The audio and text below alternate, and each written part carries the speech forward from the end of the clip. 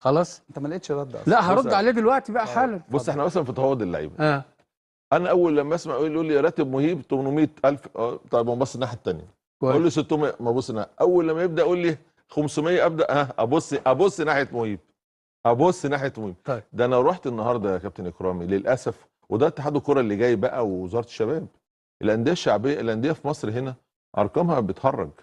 انا لجاني للاجانب عشان كده انا جايب اللاعب اللي هو بتاع البرتغال ب 80,000 دولار. كويس 80,000 دولار حلو. واخد بالك النهارده اتخبط على واحد يقول لك 50 مليون جنيه وكاش كويس واديني 2 لعيبه.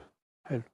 يعني ان في باك في لعيب بجيبه سلام عليكم 30 مليون وعنده 32 سنه وعقده يزيد 100,000 دولار. قصدك على كوستا واثنين لعيبه كوستا المساك تمام واثنين لعيبه كانوا اساسيين عندنا دلوقتي بيلعبوا معانا.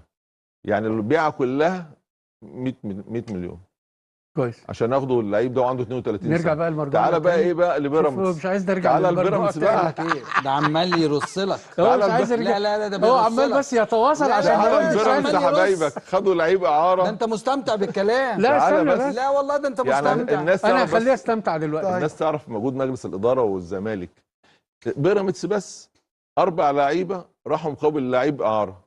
شوف بيراميدز وقف عليهم بكام؟ اللعيبه دي وقفت عليهم ب 100 مليون جنيه شراهم وعودهم جمعتهم على بعض قصاد معاهم فلوس وهم ايوه يا عم ربنا يا سيدي ربنا قلت حاجه ان شاء الله يجيبوا اكتر. انا بقول لك بقى الزمالك الحمد لله يعني النهارده الزمالك كسب ماتشين الدوري خد بطوله السوبر الافريقي خد بطولتين قاريين لاول مره ناخد بطولتين قاريين في سنه. حلو يعني دي عملتها سنه كام بقى 94 مع كابتن جوهر الله يرحمه. نرجع بقى لمرجوعنا تاني سيبه يرد بقى. يعني انت انا مواجه ليه الكلام لكابتن اكرام؟ لا معلش استنى بس اصل انت قلت حته في السكه كده مش هفوتها يعني. لا هي حته خلاص ان انت بتقول لو الغرامات دي مش موجوده ومش عارف ايه الكلام كان يبقى في اكتساح. الغرامات دي بقى لها قد ايه عندكم؟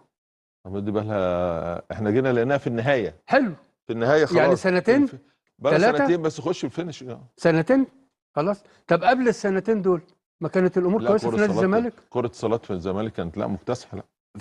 طب وكره القدم؟ كرة القدم انا فاكر انا كنت في 2014 يعني خدت دوري وكاس. طب افريقيا؟ خدنا افريقيا طبعا. ايوه من امتى؟ انت من 2002 ما خدتش افريقيا. ماشي ما خدنا 2000 لا مش خدنا فيه بطولة الكونفدرالية لو بيكلمك على دوري ابطال. دوري ابطال من 2002 بتحرمونا. طيب يعني معنى كده لا بص يا احمد مش عايزين نخش في مهاترات انا بتكلم دلوقتي بارقام. يعني انت اللي اثرتها مش انا. الاكتساح اللي انت بتتكلم عليه دوت طب ما هو كان موجود قبل كده ما عندكش مديونيات والكلام ده وما كانش فيه اكتساح بالعكس ده انت كنت بتاخد الدوري مثلا كل كام سنه الكاس بتاخده سنتين 3 ورا بعض لكن عندك بطوله افريقيا ما فيش حاجه خالص. كان في اكبر مشجع للنادي الاهلي كان جوه الزمالك. كان ايه؟ كان في حاط لنا مندوب عندنا جامد قوي.